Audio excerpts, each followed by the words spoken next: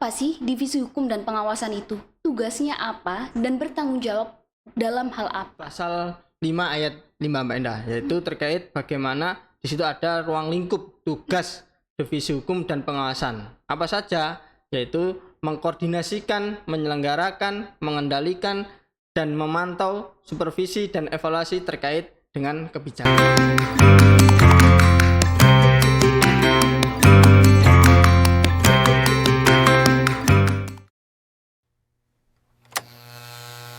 Halo teman pemilih, bertemu lagi dengan kami dari tim podcast KPU Kota Mojokerto Pahlawan Demokrasi. Senang sekali saya Ina Lestari bisa menemani teman pemilih pada kesempatan siang hari ini. Pada kesempatan hari ini kita akan membahas tema dari salah satu divisi yang ada di KPU Kota Mojokerto. Pada siang ini kita akan membahas tema mengenai tugas, fungsi, dan refleksi sengketa perjalanan divisi hukum di pemilihan serentak pada tahun 2024. Pada siang ini saya tidak sendirian, tapi saya akan ditemani oleh komisioner di KPU Kota Mojokerto. Komisioner yang akan menemani saya pada siang ini yaitu adalah Bapak Suwaji. Selamat siang Bapak Suwaji. Selamat siang Mbak Indah. Gimana Pak kabarnya hari ini? Sehat Pak? Alhamdulillah. Siang hari ini baik-baik dan sehat Mbak Indah. Gimana kabarnya Mbak Indah juga? Baik juga Bapak. Terima kasih Bapak sudah meluangkan waktunya untuk menjadi narasumber di podcast kita pada siang ini. Siap. Bapak, tadi kan saya sudah menjelaskan sedikit kepada teman pemilih bahwa tema kita pada siang ini yaitu adalah tugas, fungsi, dan sengketa perjalanan divisi hukum di pemilihan serentak pada tahun 2024. Nah, ini akan sangat sesuai dengan divisi yang dinaungi oleh Bapak Suwaji pada siang hari ini ya Pak ya. Tapi sebelum kita memulai pertanyaan kita, masih banyak nih Pak teman pemilih yang bertanya-tanya, Pak Suwaji ini siapa sih? Karena Bapak Suwaji ini kan salah satu pendatang baru nih Pak katanya. Nah, boleh dong Pak, saya diperkenalkan dirinya dulu Bapak Suwaji ke teman pemilih. Silakan Pak Waji. Oke, terima kasih Mbak Indah. Salam kepada teman-teman pemilih yang setia mendengarkan podcast KPU Kota Mojokerto. Saya Suwaji, asli Mojokerto, tapi wilayahnya di Kabupaten Mojokerto, Mbak Indah. Di sini saya tinggal di Jalan Panderman, Gang 15, nomor 4, Kelurahan Wates, Mbak Indah. Saya bergabung di KPU Kota Mojokerto ini mulai tanggal 13 Juni tahun 2024 kemarin, Mbak Indah, setelah pemilu kemarin. Baru join ini ya Pak ya? Baru join, ini berarti sudah setahun lebih nih Pak Indah di KPU Kota Mojokerto ini. Kalau sebelum join Pak, boleh tahu dong Bapak bagian dari apa ini Pak? Untuk sebelum join atau sebelum bergabung di KPU Kota Mojokerto Mbak Indah, saya pada tahun 2024 ketika pemilu 2024 saya berada di salah satu lembaga badan pengawas pemilu, yaitu posisinya di pengawas kelurahan atau desa Mbak Indah. Wah, jadi sebelum join di KPU pun Bapak sudah tidak asing lagi ya Pak ya dengan pemilu. Jadi tema hari ini harusnya begitu. Bapak sudah was-was gitu ya Pak jawabnya. Bisa saja ini Mbak Indah ini ya. Insya Allah. Wah, kalau gitu langsung kita mulai pertanyaan dari podcast kita hari ini saja ya Pak ya. Boleh. Ya. Baik Pak, saya ingin bertanya kepada Pak Suwaji yang pertama.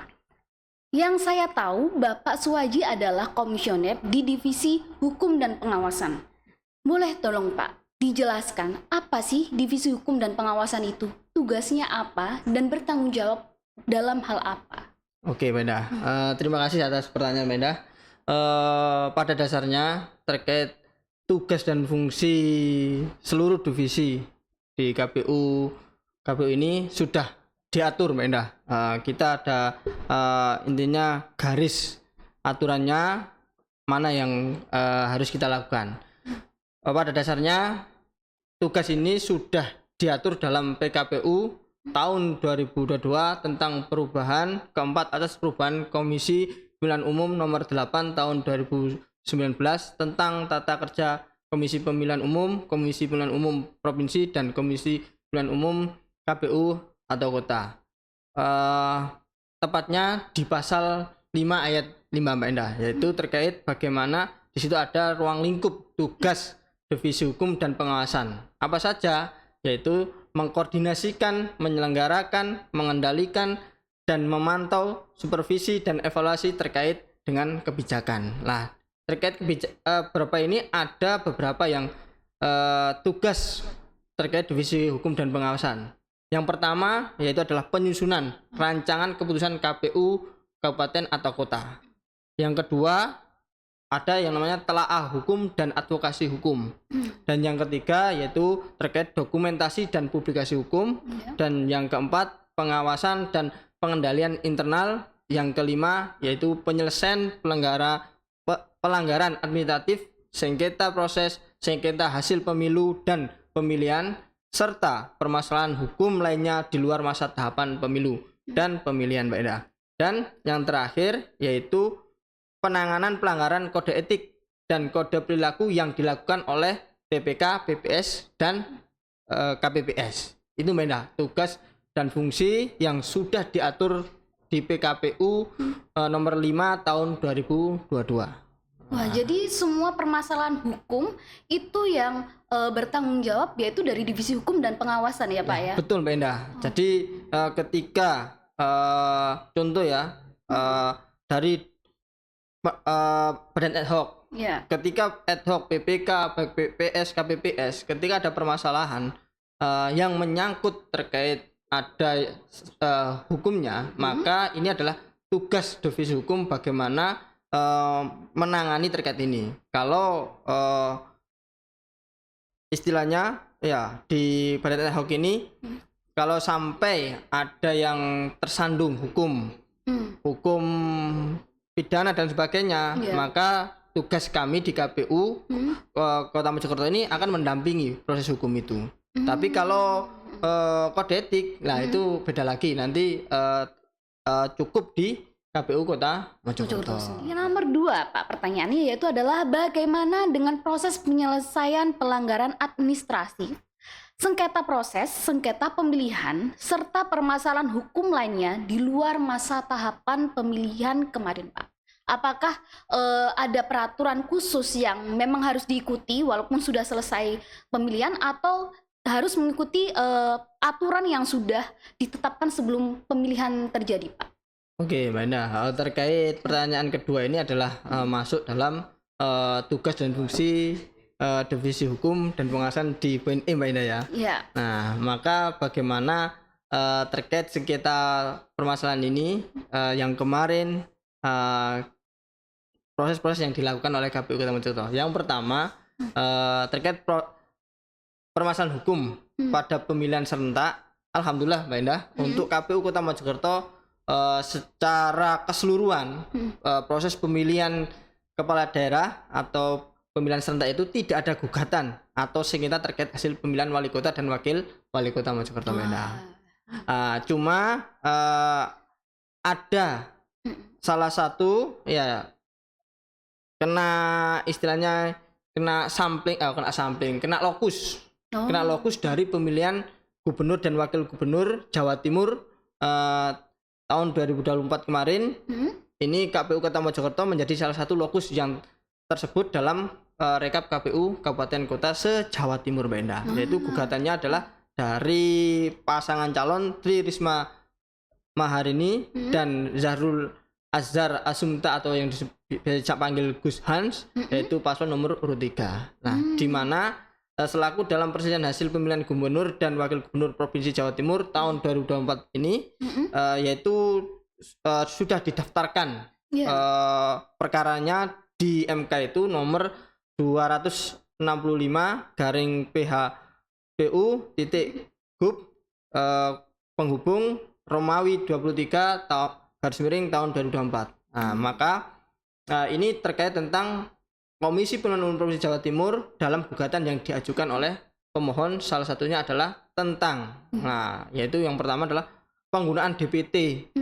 DPT ini adalah daftar pemilih tetap. Yang digugat apa? penggunaannya adalah 90 sampai 100%. Nah, terdapat kalau kita lihat di permohonan singkatannya adalah terdapat 2.780 TPS yang tersebar di 36 kabupaten kota se-Jawa Timur, bahwa terkait hasil pemilihan gubernur ini di Kota Mojokerto, khususnya di KPU Kota Mojokerto, menyatakan tidak ada keberatan saksi.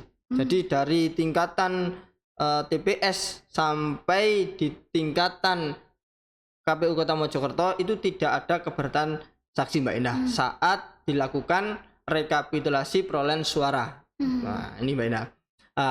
Itu dibuktikan bahwa seluruh saksi menandatangani terkait hasil rekapitulasi. Nah, oleh sebab itu Mbak Indah, terkait sengketa kemarin ini, penggunaan hak pilih DPT lebih dari 90% ini ada di beberapa TPS, dan ini dapat dipertanggungjawabkan dengan adanya bukti daftar hadir, jumlahnya sama dengan yang tertuang di model C hasil KWK gubernur.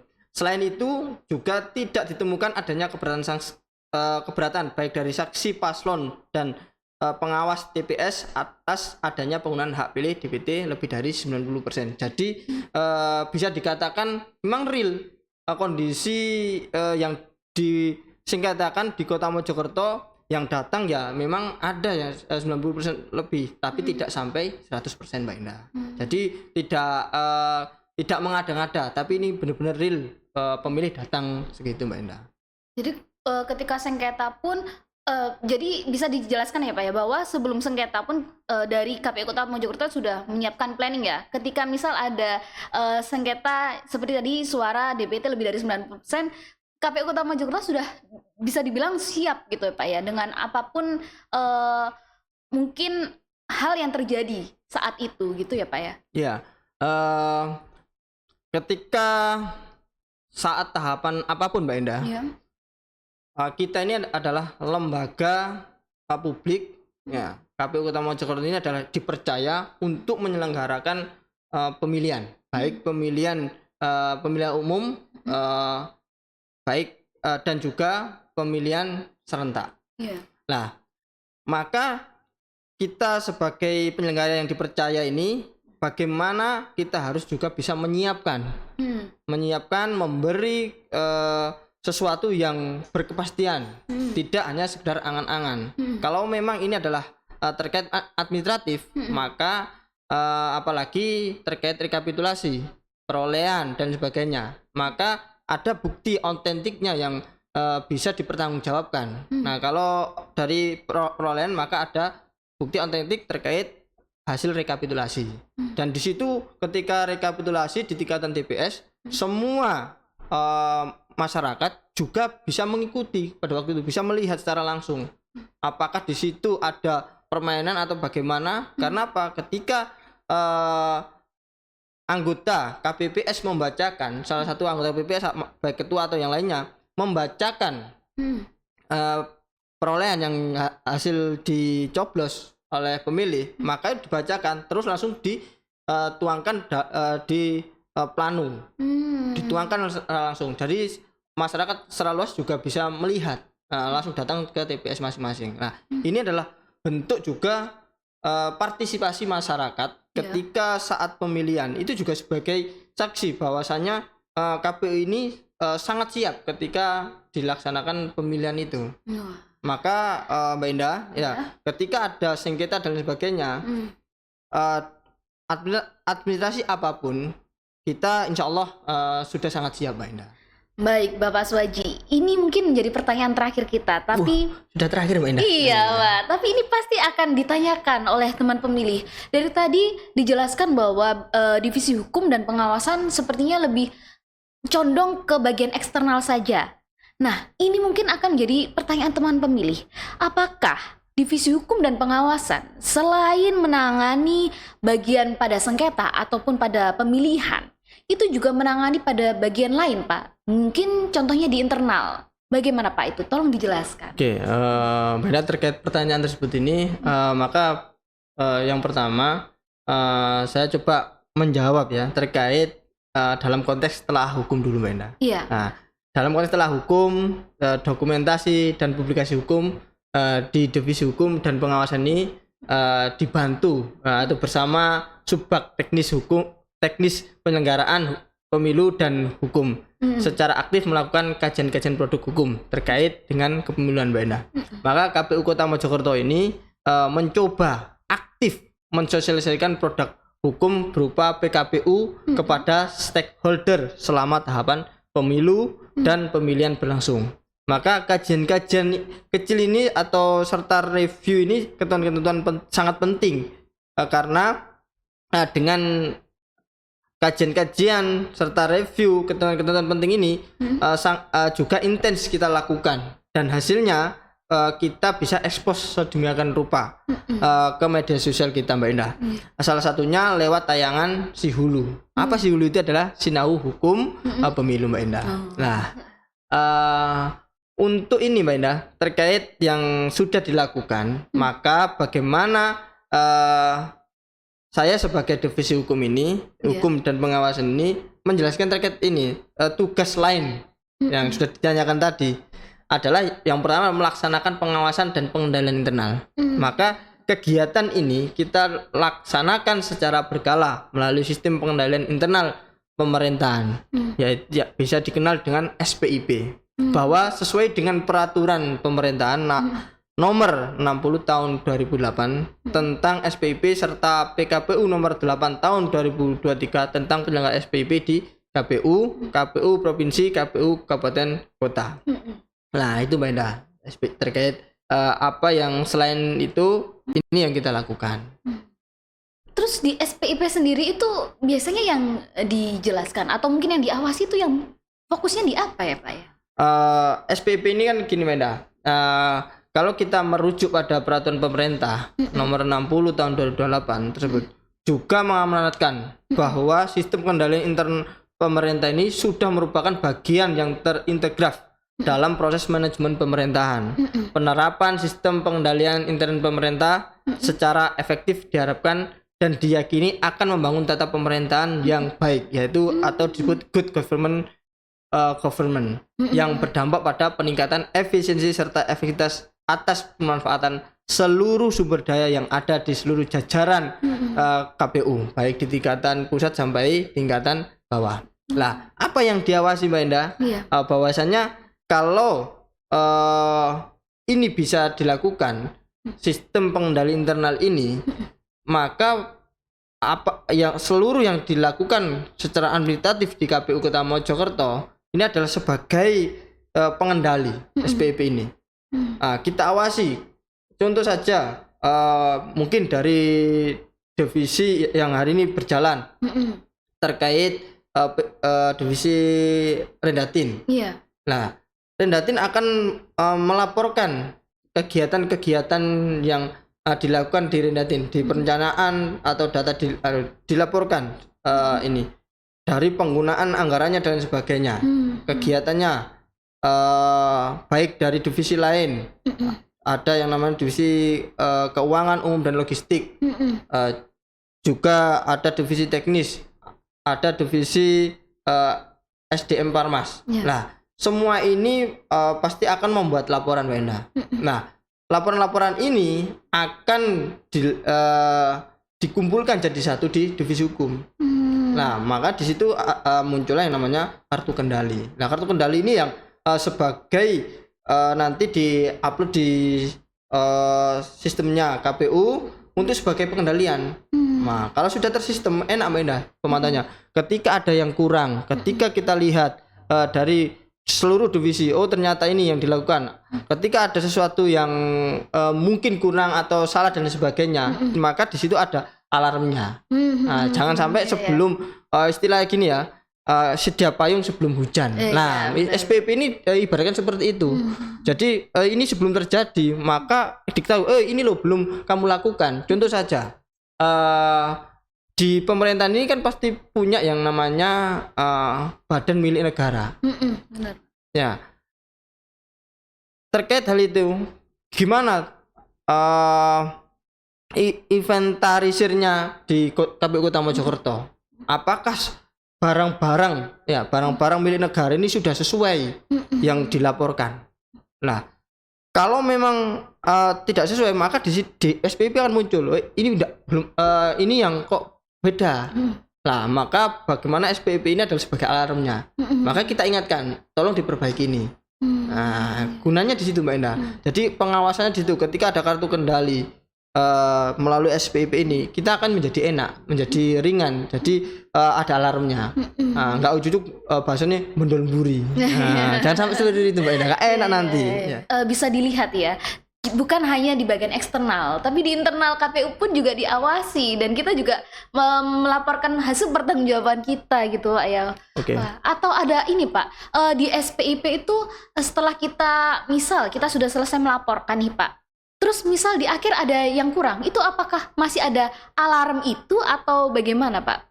Oke Mbak Indah. Sebelum ke situ Mbak Indah Iya. bahwasanya tujuan untuk menerapkan ini, menerapkan SPIP ini atau sistem pengendalian internal pemerintahan ini adalah untuk memastikan bahwa tujuan organisasi dapat tercapai melalui kegiatan yang efektif dan efisien. Keandalan pelaporan keuangan, pengamanan aset negara, dan ketaatan terhadap peraturan perundang-undangan. Nah, terkait hal ini Mbak Indah, maka kalau kita sudah bisa mencapai tujuan ini, terkait yang ditanyakan tadi, maka ketika ada kekurangan, ketika ada sesuatu yang kurang, maka kita ingatkan.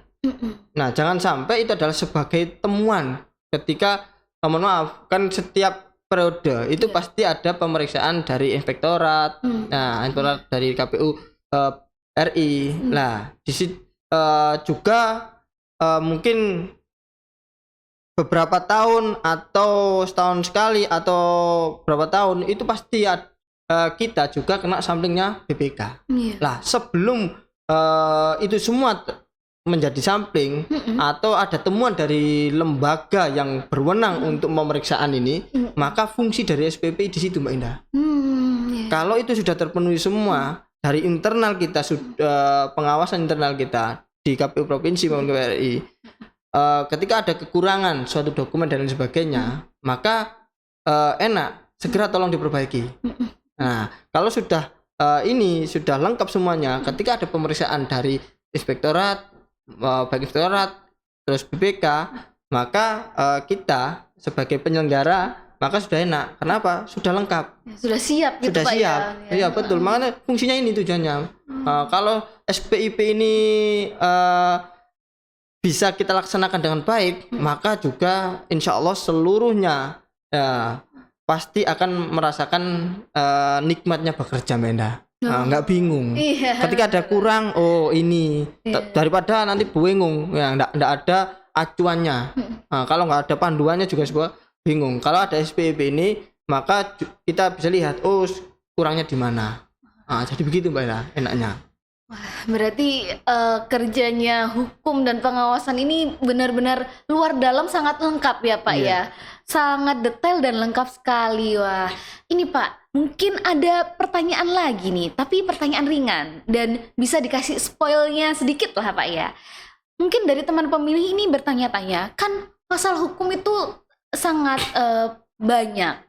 Kadang kalau kita tidak membaca kan kita tidak paham ya Pak ya kalau masalah hukum dan pengawasan. Mungkin dari KPU Kota Mojokerto sendiri ini ada nggak sih Pak wadah khusus yang bisa diakses oleh teman-teman pemilih di luar sana? Kita tuh bisa mengakses atau mengetahui tentang hukum yang ada di KPU itu lewat apa ya Pak ya? Di-spoil dikit aja Pak. Oke Mbak Indah. Divisi Hukum dan Pengawasan ini juga tidak hanya mengurusi SPIP aja Mbak Indah ya. Sebenarnya kalau teman-teman pemilih juga kepingin mengikuti kegiatan-kegiatan hukum itu juga bisa dilihat di media sosialnya khusus hukum Mbak Indah. Kalau KPU Kota Mojokerto itu kan ada untuk secara umum dan ada khusus juga sebagai di hukum, yaitu yang namanya JDIH. Di IG-nya JDIH KPU Mojokerto, KPU Kota Mojokerto. Juga ada websitenya tersendiri Mbak Indah. Jadi kalau teman-teman pemilih ingin mengetahui lewat JDIH itu ya Pak ya? Betul Mbak Endah. Nah, kalau pengen tahu lah kita nanti belajar bareng-bareng Mbak Endah. Ya, itu nanti di keep untuk episode berikutnya ya Pak ya. Wah, waduh Pak Waji, ternyata bincang-bincang kita kali ini sangat panjang lebar sekali Pak. Sangat detail dan insya Allah teman-teman pemilih sudah tidak bingung lagi tentang hukum dan pengawasan yang ada di KPU Kota Mojokerto. Nah Pak, sebelum kita tutup acara podcast pada siang ini, boleh dong Pak dikasih pesan-pesan terakhir untuk teman pemilih mungkin yang berhubungan tentang hukum dan pengawasan khususnya Pak. Oke Mbak Endah. Sebelum penutupan Mbak Endah, sedikit mengulas terkait SPIP dulu Mbak Endah ya. Iya. Biar lebih jelas apa sih yang dilakukan pelanggaran SPIP di KPU kabupaten atau kota ini yang dilaksanakan oleh sekretaris KPU kabupaten kota. Nah, yang tadi kan sudah saya jelaskan bahwasanya ada yang namanya kartu kendali SPIP. Merupakan bagian dari aktivitas pengendalian untuk minimal yang akan dilaksanakan oleh unit-unit kerja tadi. Nah, juga terkait SPIP ini juga akan menjalankan manajemen risiko. Nah, bagaimana kita manajemen yang sudah saya jelaskan tadi Mbak Endah. Kalau sudah tertata rapi, terenak, maka akan siap menghadapi ketika contoh ada pemeriksaan dan sebagainya. Yang ketiga terkait SPIP ini adalah mengelola, memelihara dan mendokumentasikan penyelenggaraan SPIP. Dari semua itu akan terdokumentasi. Kalau sudah terdokumentasi, maka sewaktu-waktu dibutuhkan, kita ini sudah siap. Nggak mencari-cari di mana, tapi sudah siap. Dan yang keempat Mbak Endah terkait SPIP adalah menyusun laporan penyelenggaraan SPIP. Laporan ini merupakan penyelenggaraan SPIP merupakan satu bentuk akuntabilitas KPU atas penyelenggaraan SPIP di lingkungan KPU kabupaten kota yang meliputi kegiatan penyelenggaraan dan hambatan kegiatan, saran dan tindak lanjut atas saran periode sebelumnya.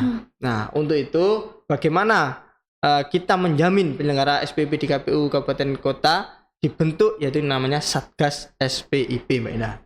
Nah, yang ditetapkan dengan keputusan KPU kabupaten atau kota. Nah, manfaatnya apa?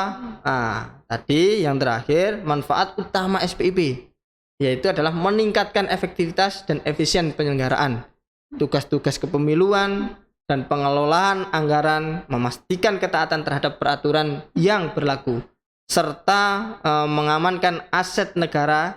Selain itu, SPIP juga berfungsi sebagai alat kontrol Mbak Endah.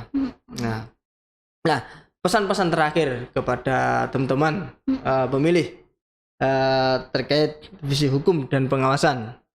Nah, rekan-rekan semuanya, bahwa meskipun divisi hukum dan pengawasan ini secara tidak seperti divisi lain Mbak Endah. Ya, data, teknis penyelenggaraan, Parmas, ya tidak tidak banyak dilihat. Tapi divisi hukum ini adalah, kalau diistilahkan itu adalah sebagai divisi selimut, menyelimuti semuanya. Nah, menyelimuti dari semuanya. Nah, oleh sebab itu divisi hukum dan pengawasan ini bagaimana menjalankan tugasnya ini dengan baik, karena adalah sebagai selimut dan sebagai pondasi, karena adalah peraturan-peraturan atau keputusan-keputusan KPU yang harus dijalankan di semua tingkatan. Ya, kalau sudah ada peraturannya, ada keputusannya, di tingkatan tinggal menjalankan. Nah, begitu Mbak Endah. Jadi punya peran sangat penting ya Pak ya. Kita sebagai pondasi kita, pilar kita. Jadi kalau kita mau melakukan apapun, kita harus tetap mengikuti hukum dan pengawasan yang sudah ditetapkan oleh divisi hukum dan pengawasan gitu ya Pak ya. Keren sekali Bapak Suwaji. Terima kasih Bapak Suwaji sudah mau menjadi narasumber pada podcast kita siang hari ini. Semoga kita bisa berbincang lagi Pak ya di episode-episode yang lainnya. Oh Pak. Siap Mbak Endah. Karena masih banyak Mbak Endah tema-tema hukum yang perlu kita sampaikan kepada masyarakat secara umum Mbak Endah. Biar tahu divisi hukum ini apa sih yang dilakukan. Keren sekali ya. Bapak Suwaji. Terima kasih Bapak Suwaji atas waktu yang telah diberikan. Teman pemilih, hukum pemilu hadir untuk melindungi hak kita bersama sebagai warga negara Indonesia. Pengawasan pemilu bukan hanya tugas penyelenggara, tapi juga tanggung jawab kita sebagai warga negara Indonesia. Dengan peduli, kita ikut memastikan bahwa hasil pemilu bisa lebih adil dan terpercaya. Semoga ilmu apapun yang sudah disampaikan pada kesempatan pada siang ini bisa menjadi ilmu baru dan bermanfaat bagi teman pemilih dimanapun teman pemilih berada. Saya Indah Lestari selaku host dari podcast KPU Kota Mojokerto pamit undur diri dan sampai jumpa.